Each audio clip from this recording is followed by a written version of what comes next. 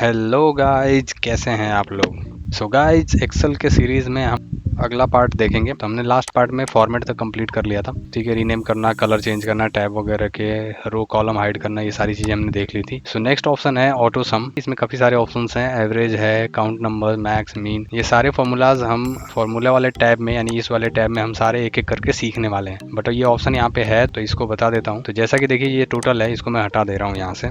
तो यहाँ पे अगर हमें सम करना है, ठीक है, मतलब हमें इन नंबर्स को अगर हमें सम करना है, या कोई भी दूसरी टेबल हो उसमें भी आपको नंबर्स को सम करना है, तो आपको क्या करना है, इसे सेलेक्ट करना है और एक एक्स्ट्रा सेल सेलेक्ट कर लीजिए जहाँ पे आपको इनका रिजल्ट चाहिए, और उसके बाद आप ऑटो सम पे क्लिक कर दीजिए। तो देखिए, ये सम कर देता है नंबर्स को। इसी तरीके से इसमें दूसरे ऑप्शंस भी हैं। एवरेज, अगर मान लीजिए इन मार्क्स के आपको एवरेज चाहिए तो एक एक्स्ट्रा सेल सेलेक्ट कर लीजिए, वैसे ही सेम, और एवरेज पे क्लिक कर दीजिए।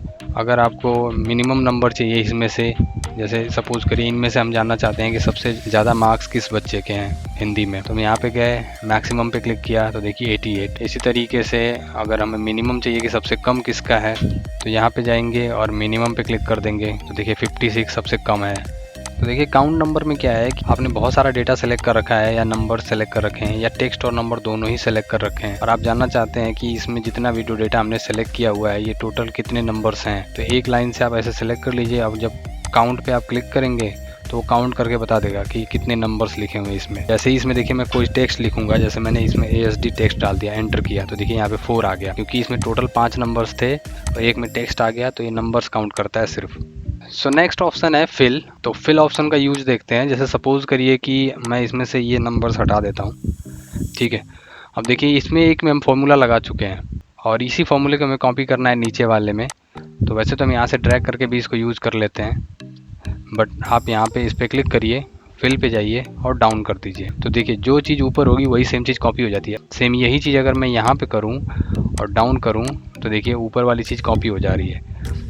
तो इसका यूज़ करके भी आप किसी भी सेलेक्टेड सेल्स में कोई भी डेटा कॉपी कर सकते हैं, लेफ़्ट राइट करके। जैसे में देखिए, मुझे सपोज करिए मुझे इन सभी में ये सेम फार्मूला मुझे नीचे वालों में सभी में कॉपी करना है, तो सबको एक साथ सेलेक्ट करिए और डाउन पे क्लिक कर दीजिए। तो देखिए, सेम फार्मूला सब में कॉपी हो गया। इसी तरह से लेफ़्ट राइट भी सेम काम करता है। जैसे सपोज करिए मैंने ये मार्क्स सारे ऐड कर लिए और मुझे यही चाहिए यहाँ पे कॉपी करनी है, तो मैंने क्या कर दिया, यहाँ पे राइट। इसको यहाँ भी समझ लेते हैं थोड़ा, लेफ़्ट राइट को। जैसे हमने कोई नंबर लिख दिया यहाँ पे 5, अब ये 5 जो है हमें ये पूरे सेल में चाहिए, तो यहाँ पे हमने क्या कर दिया, राइट। यही चीज़ हमें इधर चाहिए तो हमने कर दिया डाउन, हमें लेफ़्ट में चाहिए तो हमने कर दिया लेफ़्ट, ठीक है। अगर इसकी जगह पे फॉर्मूला लिखा हुआ है तो फॉर्मूला उसके हिसाब से कॉपी हो जाएगा। जब फॉर्मूला कॉपी होता है तो उसका जो सेल नंबर होता है, ये D9 H9, ये क्या होता है, ये चेंज होता है। कॉलम नंबर या रो नंबर जो भी इसके जगह पे है वो चेंज होता है ड्रैगिंग के हिसाब से या कॉपी करने के हिसाब से। जिस सेल में जाता है उसके सामने वाले के रो या कॉलम नंबर को ले लेता है। फर्स्ट वाले में लिया हुआ है D3 H3, क्योंकि हमने रो नंबर चेंज किया था ड्रैग करके, तो यहाँ पे आ गया है D4 H4। इसी तरीके से इसमें D5 H5। तो रो और कॉलम नंबर चेंज होता है अगर हम यहाँ पे डॉलर का साइन ना लगाएं, यानी फिक्स्ड ना करें, जो कि लास्ट टाइम हमने देखा भी था कैसे फिक्स्ड करते हैं F4 दबा के। सो फिल में नेक्स्ट है एक्रॉस वर्कशीट। तो कोई ऐसी चीज़ है जो मुझे इस सीट से दूसरी सीट में कॉपी करना है, या एक से ज़्यादा सीट्स में कॉपी करना है। हालांकि इसके दूसरे तरीके भी हैं, कॉपी पेस्ट करके भी ले जा सकते हैं, लेकिन आप यहाँ पे जैसे सेलेक्ट करिए और इसे हम चाहते हैं सेम सेल नंबर में। जैसे ये है D8, तो D8 E8 D9 E9, तो वैसे ही मैं चाहता हूँ कि सेम सीट नंबर 14 और सीट नंबर 15 पे ये सेम चीज़ इसी पोजीशन पे पहुँच जाए, कॉपी हो जाए, ठीक है। तो आपको करना क्या होगा, पहले इसको सेलेक्ट करिए, फिर कंट्रोल बटन दबाइए अपने कीबोर्ड से, और आप जिस सीट पे भेजना चाहते हैं उन सीट्स को सेलेक्ट कर लीजिए। मतलब एक से ज़्यादा सीट सेलेक्ट करने के लिए कंट्रोल बटन दबाना पड़ता है। तो अब इसको कॉपी करने के लिए हम क्या गए, फिल पे गए, अक्रॉस वर्कशीट पे क्लिक किया और हमने ऑल पे करके ओके कर दिया। तो देखिए, ऑल पे करने से क्या होगा, फॉर्मेटिंग भी साथ में कॉपी हो गई, ठीक है। जो फॉर्मेटिंग उस सेल में थी सारी भी कॉपी हो गई। अगर आप कंटेंट पे क्लिक करोगे तो सिर्फ और सिर्फ टेक्स्ट चला जाएगा, उसके अंदर की फॉर्मेटिंग नहीं जाएगी बॉक्स की, और फॉर्मेट करोगे तो सिर्फ फॉर्मेटिंग कॉपी हो जाएगी, टेक्स्ट नहीं जाएगा।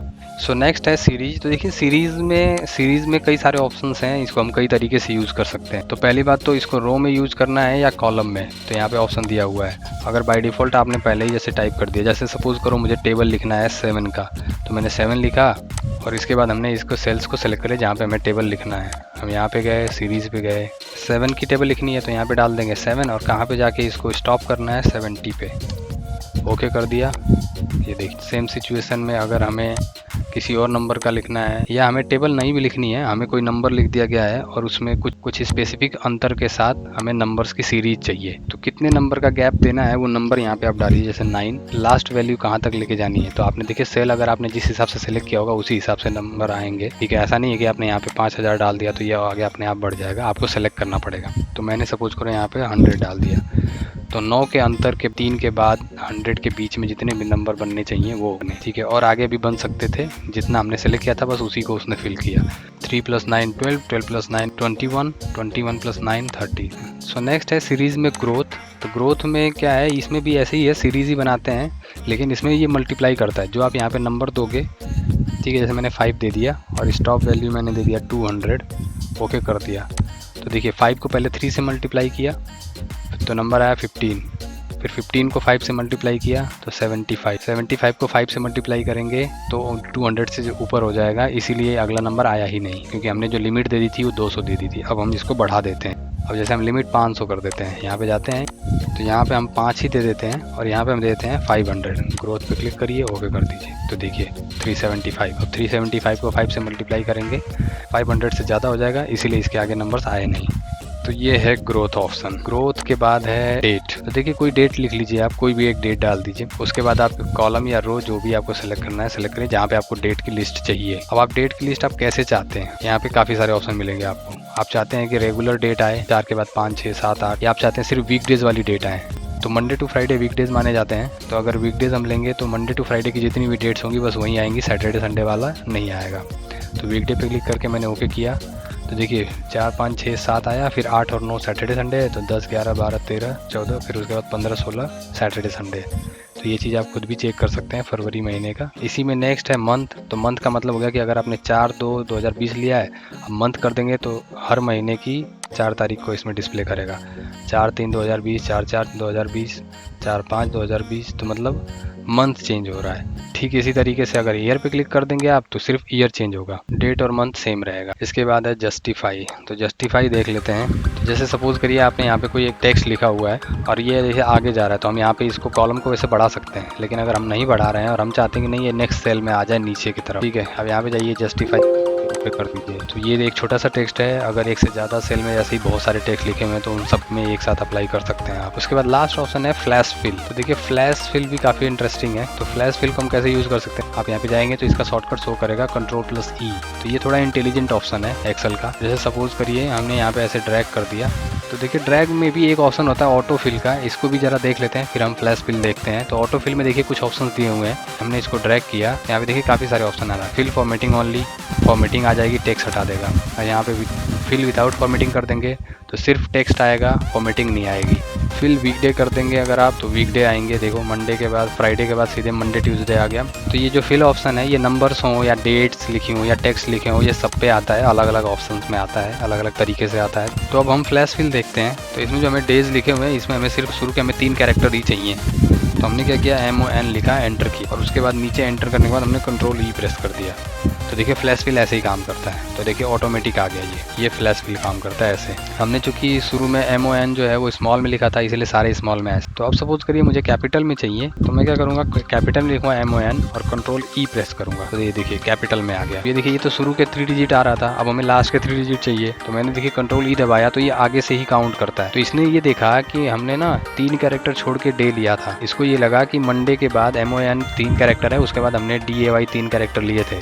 तो इसने क्या किया, ट्यूसडे में भी 3 कैरेक्टर छोड़ा और लास्ट के सारे कैरेक्टर शो कर दिए। तो इसको ऐसा फील हुआ कि हमने 3 कैरेक्टर छोड़ के बाकी सारे कैरेक्टर लिए, तो इसीलिए इसमें शुरू के 3 कैरेक्टर छोड़े, बाकी सारे कैरेक्टर लिए, शुरू के 3 कैरेक्टर छोड़े और बाकी सारे कैरेक्टर्स ले लिए। तो हम इसको थोड़ा और ऑप्शन देने के लिए, थोड़ा और समझाने के लिए हम नीचे वाले में भी डे टाइप कर देते हैं, और फिर देखिए ये कैसे काम करता है। तो ये देखिए अब इसको पता चल गया कि नहीं हम इसको फ्रंट साइड से नहीं ले रहे हैं, इसको हम बैक साइड से ले रहे हैं। ठीक है, तो बैक साइड से 3 कैरेक्टर्स डे है और दूसरे में भी हमने इसको हिंट दे दिया, तो ये ऑटोमेटिक इसको समझ में आ गया। अब जैसे इसको मैं नंबर में भी करके दिखाता हूँ। अब जैसे यहाँ पे मैंने इसमें लिखा 4, एंटर कर दिया और Ctrl+E प्रेस किया, तो देखिए 4 आ गया। तो इसने अपने हिसाब से फ्रंट साइड से लिया 4, तो सबका जो पहला डिजिट है वो 4 है, तो 4 ही आ गया। तो मैं अपने हिसाब से मैं लास्ट वाला डिजिट 4 दे रहा था, तो इसको थोड़ा और समझाने के लिए, हिंट देने के लिए मैंने यहाँ का भी क्या कर दिया, 8 लिख दिया।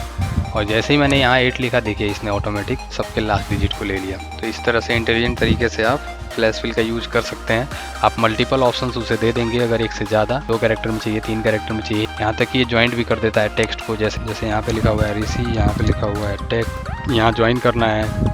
सो इन्हें अगर हमें ज्वाइंट करना है तो पहले हमें इसको एक बार हिंट देना पड़ेगा, ट्रेन करना पड़ेगा। जैसे मैंने लिखा है यहाँ पे ऋषि टेक, एंटर किया, कंट्रोल ई प्रेस किया तो इसने नीचे वालों का रिजल्ट अपने आप ही शो कर दिया। अब जैसे ये देखिए स्मॉल में आ रहा है, तो हम चाहते हैं कि पूरा का पूरा कैपिटल में आए। हमने एक कैपिटल में लिखा, कंट्रोल ई प्रेस किया और ये पूरा कैपिटल में आ गया। ठीक है, तो इस तरीके से आप इसमें 2 कैरेक्टर, 3 कैरेक्टर, फर्स्ट के 2 कैरेक्टर, लास्ट के 2 कैरेक्टर, जिस हिसाब से भी आप फिल्टर करना चाहते हैं, मतलब आप उसमें से डेटा निकालना चाहते हैं किसी भी नंबर्स में से या फिर लिखे हुए टेक्स्ट में से, तो फ्लैश फिल का यूज करके आप कर सकते हैं। बाकी फिल भी हमने समझ लिया। ठीक है, तो आज के लिए इतना ही, बाकी चीज़ें हम नेक्स्ट पार्ट में देखेंगे। So guys keep watching and keep sharing the video. Thank you, thanks for watching guys.